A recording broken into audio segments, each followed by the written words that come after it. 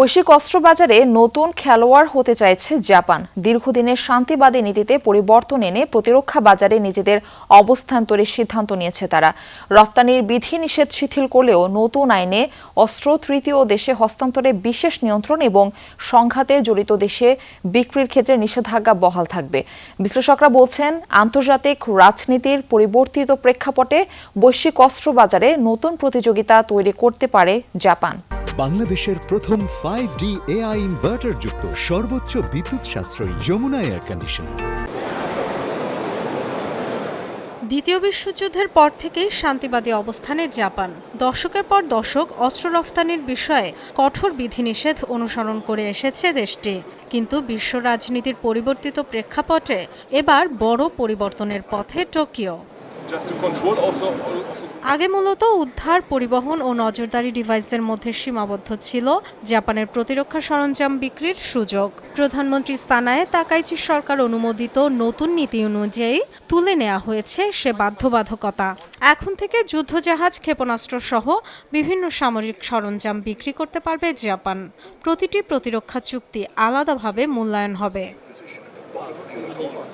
তবে কঠোর যাচাই, তৃতীয় দেশে হস্তান্তরে বিশেষ নিয়ন্ত্রণ এবং সংঘাতে জড়িত দেশে বিক্রির ক্ষেত্রে নিষেধাজ্ঞা বহাল থাকবে। নিরাপত্তার স্বার্থে আইনের বাইরেও সিদ্ধান্তের সুযোগ রাখা হয়েছে।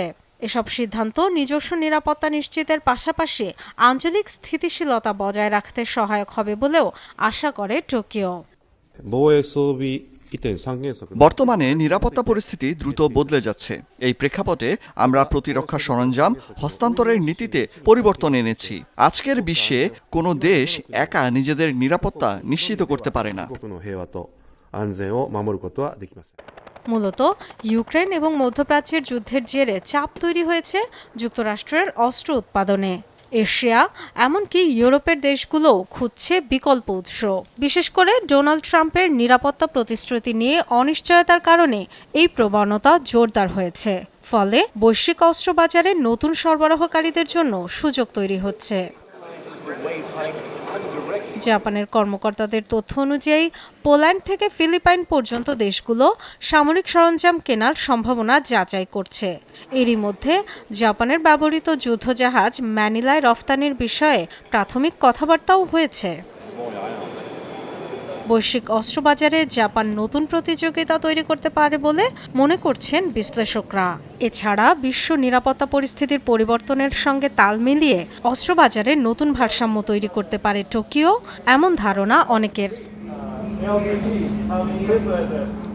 ডরথি তাস্ট্রিন, যমুনা নিউজ।